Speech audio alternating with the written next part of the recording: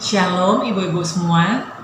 Pada kesempatan ini saya mengajak setiap kita merenungkan firman Tuhan dari 1 Petrus 2 ayat 9 sampai dengan 10. Kita akan baca bersama-sama 1 Petrus 2 ayat 9 sampai dengan 10. Tetapi kamulah bangsa yang terpilih, imamat yang rajani, bangsa yang kudus, umat kepunyaan Allah sendiri, supaya kamu memberitakan perbuatan-perbuatan yang besar dari Dia, yang telah memanggil kamu keluar dari kegelapan kepada terangnya yang ajaib. Kamu yang dahulu bukan umat Allah, tetapi yang sekarang menjadi umatnya, yang dahulu tidak dikasihani, tetapi yang sekarang beroleh belas kasihan. Ibu-ibu, saya beri tema renungan pada hari ini adalah identitas orang percaya. Rasul Petrus memberikan identitas buat setiap kita orang percaya yang dituliskan di dalam 1 Petrus 2 ayat 9 sampai dengan 10. Identitas ini penting ibu-ibu buat setiap kita. Karena ketika kita tidak punya identitas, maka kita juga akan kehilangan tujuan kita. Misal, ketika kita berada di satu wilayah, pasti kita punya yang namanya identitas sebagai warga negara. Dan itu ditunjukkan oleh atau dengan KTP kita. Kalau misalnya kita tidak punya KTP, kita tidak punya identitas, maka kita tidak bisa diakui, kita tidak bisa ada di negara itu. Kita tidak bisa ada di wilayah tertentu karena kita tidak punya identitas. Jadi identitas itu menentukan keberadaan setiap kita. Dan bukan hanya itu, identitas itu juga menentukan hak-hak dan kewajiban yang bisa kita terima dan harus kita lakukan. Jadi hak apa yang bisa kita terima dan apa kewajiban yang harus kita lakukan. Nah, itu penting gitu ya untuk setiap kita sebagai seorang warga negara. Sama halnya, setiap kita yang ada di dalam Kristus, Rasul Petrus mengatakan bahwa kita punya identitas di dalam Kristus. Dan di sini dinyatakan yang pertama, identitas kita adalah dikatakan kita ini bangsa yang terpilih. Jadi di sini dinyatakan bahwa kita bangsa yang terpilih. Kita bukan dipilih oleh manusia, tetapi Allah sendiri yang sudah memilih setiap kita, ibu-ibu dan saya, sebagai umat pilihannya. Jika Allah memilih, maka kita percaya bahwa tidak akan pernah gagal. Rencana Allah tidak pernah gagal dalam setiap kehidupan kita. Jika Allah sudah memilih ibu-ibu dan saya, maka tidak ada satu orang pun yang bisa menjatuhkan ibu-ibu dan saya, karena Allah yang sudah memilih setiap kita. Ibu-ibu, kita dipilih bukan karena kita baik. Kita dipilih bukan karena kita hebat. Kita dipilih bukan karena apa yang kita punya, tetapi kita dipilih karena apa yang Allah punya. Kita dipilih karena apa yang Allah maksudkan. Kita dipilih karena kasih-Nya kepada setiap kita. Kita dipilih bukan karena kita baik, tetapi kita dipilih karena Tuhan baik dalam setiap kehidupan kita. Oleh karena itulah ketika kita tahu bahwa kita dipilih itu bukan karena kebaikan kita, tapi karena kebaikan Allah, maka seharusnya mentalitas kita yang terwujud itu adalah kerendahan hati. Karena kita tahu bahwa sebenarnya kita ini nggak layak. Kita adalah orang berdosa yang dipilih Allah menjadi anak-anaknya, menjadi umat pilihannya. Dan kita bersyukur atas hal itu. Kita melihat bahwa dalam firman Tuhan banyak orang-orang yang sebenarnya tidak layak, tetapi dipilih Allah. Misalnya Rahab, dia seorang wanita yang tunasusila, tetapi dia dipilih Allah untuk dia boleh menjadi orang yang masuk dalam bagian orang percaya. Kita tahu bahwa ada banyak juga tokoh-tokoh seperti Abraham, Musa, Daud. Mereka adalah orang-orang yang punya banyak kelemahan, tetapi karena anugerah Allah mereka dipilih, bukan karena kebaikan mereka, tetapi karena kebaikan Allah. Oleh karena itu, ibu-ibu, mari sama-sama setiap kita sebagai orang percaya, kita menyadari bahwa kita adalah orang-orang yang sudah dipilih Allah. Dan oleh karena itu, hendaknya setiap kita menjalani kehidupan kita dengan kerendahan hati dan penuh ucapan syukur, karena kita tahu bahwa kita sudah menerima anugerah daripada Dia. Yang kedua, di sini dikatakan bahwa kita adalah imamat yang rajani. Ibu-ibu, kita percaya bahwa imam itu adalah orang-orang yang mendapatkan kesempatan untuk boleh melayani di bait Allah. Imamat yang rajani, kita adalah imam-imam yang melayani raja kita. Kita melayani Allah kita sebagai raja. Sebagai imam punya tugas bahwa seorang imam itu harus berdiri di antara celah, berdiri di antara Tuhan dan manusia. Melalui seorang imam di Perjanjian Lama, orang-orang berdosa yang mungkin itu butuh pengampunan, imam itu membawakan korban untuk mereka akhirnya bisa diampuni dosanya oleh Tuhan. Dan di Perjanjian Baru kita tahu bahwa kita tidak lagi seperti imam-imam di Perjanjian Lama, karena Kristus sudah menjadi imam besar buat setiap kita. Kristus sudah menjadi korban buat setiap kita, sehingga kita bisa mengakses dan diakses oleh Allah. Karena dosa tidak lagi menghalangi kita, tidak lagi menghalangi hubungan kita dengan Allah. Tetapi bukan hanya itu, firman Tuhan juga mengatakan bahwa kita ini adalah imam-imam yang melayani raja, imamat yang rajani. Artinya, setiap kita pun juga punya tugas bagaimana melalui setiap kehidupan kita bisa membawa orang-orang itu kepada Kristus, mengenal Allah melalui setiap kehidupan ibu-ibu dan saya. Oleh karena itu, ini adalah merupakan satu tanggung jawab yang besar yang Tuhan berikan kepada setiap kita.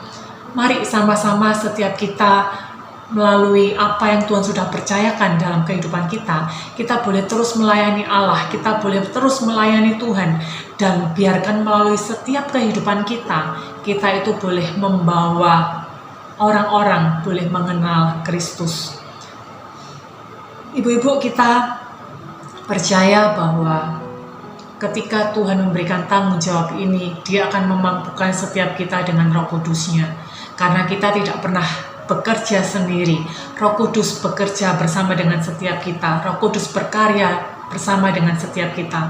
Bagian kita adalah melakukan, memberitakan kabar baik, dan Roh Kuduslah yang akan menginsyafkan setiap orang untuk mereka pada akhirnya bisa mengenal Tuhan. Oleh karena itu, kita punya identitas, yaitu sebagai imamat yang rajani. Bagaimana melalui hidup kita bisa membawa orang-orang mengenal Kristus. Dan yang ketiga, di sini dikatakan bahwa kita adalah bangsa yang kudus. Ibu-ibu, kita ini kudus bukan karena kita orang dari Kudus gitu ya. Bukan kita karena kita mungkin pakai baju putih, bersih, kita jadi kudus, bukan. Kita kudus karena kita sudah dikuduskan oleh darah Kristus. Dan kata kudus di sini juga berarti pemisahan. Artinya kita dipisahkan, yang bersih dari yang kotor. Ketika kita dikatakan kita adalah bangsa yang kudus, bukan sekedar kita ini sudah diselamatkan begitu saja, tetapi Tuhan juga mau agar melalui setiap kehidupan kita, cara hidup kita, cara berpikir kita, cara bekerja kita boleh mencerminkan kekudusan daripada Tuhan. Kalau kita melihat bahwa di dalam kekristenan kita mengetahui ada 3 hal tentang kekudusan, yaitu yang pertama, kekudusan secara posisi. Artinya ketika kita menerima Kristus, secara posisi kita ini sudah menjadi orang yang kudus di hadapan Tuhan. Tetapi bukan sekedar di situ. Dalam pengalaman kita, mungkin kita bisa jatuh dalam dosa. Tetapi ingat, sebagai kita orang yang sudah dikuduskan, kita tidak bisa berlama-lama jatuh dalam dosa. Kita tidak biasa jatuh dalam dosa. Dosa itu bukan habitat kita. Ketika kita jatuh dalam dosa, orang yang sudah dikuduskan itu tadi, kita punya kesadaran bahwa kita harus berbalik. Di situ ada yang namanya kekudusan secara progresif. Artinya dari hari ke hari kita tuh dikuduskan. Secara posisi kita kudus dan secara pengalaman dari hari ke hari kita juga dikuduskan. Dan pada akhirnya ketika kita nantinya meninggalkan tubuh yang lama ini, ketika nantinya kita diubahkan tubuh kita akan mengalami namanya kekudusan yang sempurna. Oleh karena itu, mari ibu-ibu setiap kita menyadari bahwa kita, ibu-ibu dan saya adalah bangsa yang kudus, orang-orang yang sudah dikuduskan. Mari kita tetap hidup di dalam kekudusan dengan kekuatan daripada Roh Kudus yang akan memampukan setiap kita untuk tetap berjalan di dalam kekudusan. Dan yang keempat, di sini dikatakan bahwa kita ini umat kepunyaan Allah sendiri. Ketika kita dikatakan bahwa ibu-ibu dan saya, kita adalah umat kepunyaan Allah, maka kita juga percaya kalau kita umat kepunyaan Allah, maka Allah akan menjaga kita, maka Allah akan memelihara kita, maka Allah akan mengcover setiap kehidupan kita. Ibu-ibu, kita pasti punya satu barang gitu ya, misalnya kita punya HP. Tidak mungkin ketika kita punya HP, kita buang-buang HP kita atau kita perlakukan HP kita dengan sembrono. Saya percaya tidak mungkin, karena HP itu adalah milik yang kita punya, milik yang berharga yang kita punya. Walaupun mungkin banyak hal lain yang berharga dalam kehidupan kita, tapi saya percaya bahwa kita tetap akan memperlakukan HP kita sebagai barang yang berharga yang kita butuhkan. Ibu-ibu, kalau misalnya kita dikatakan kita umat punya Allah, kepunyaan Allah, kita bukan barang, tapi kita adalah anak-anaknya. Kita adalah orang-orang yang sudah ditebus dengan darahnya sendiri. Betapa berharganya Dia menganggap kita, betapa berharganya Tuhan itu melihat setiap kita.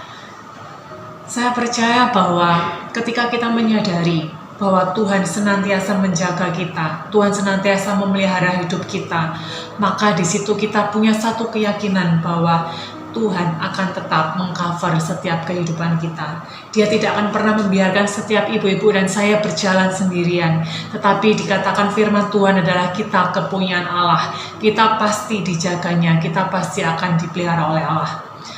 Dan ayat 10 di situ dikatakan bahwa ketika setiap kita itu punya identitas yang baru di dalam Kristus, tujuan identitas itu adalah dikatakan supaya kita memberitakan perbuatan-perbuatan yang besar daripada Dia. Ibu-ibu, kita diberikan identitas yang baru bukan untuk gaya-gayaan kita punya identitas, bukan. Tetapi bagaimana melalui setiap kehidupan kita punya tujuan, yaitu memberitakan perbuatan-perbuatan besar yang Tuhan sudah kerjakan dalam setiap kehidupan kita. Dan karya terbesar yang Tuhan sudah kerjakan dalam kehidupan kita adalah keselamatan yang Dia sudah berikan buat setiap kita. Oleh karena itu, mari setiap kita sebagai orang-orang percaya, kita punya identitas yang baru di dalam Kristus. Kita adalah bangsa yang terpilih, kita adalah bangsa yang kudus, kita adalah umat kepunyaan Allah sendiri. Bahkan kita itu diberikan tujuan untuk kita boleh memberitakan perbuatan besar daripada Tuhan.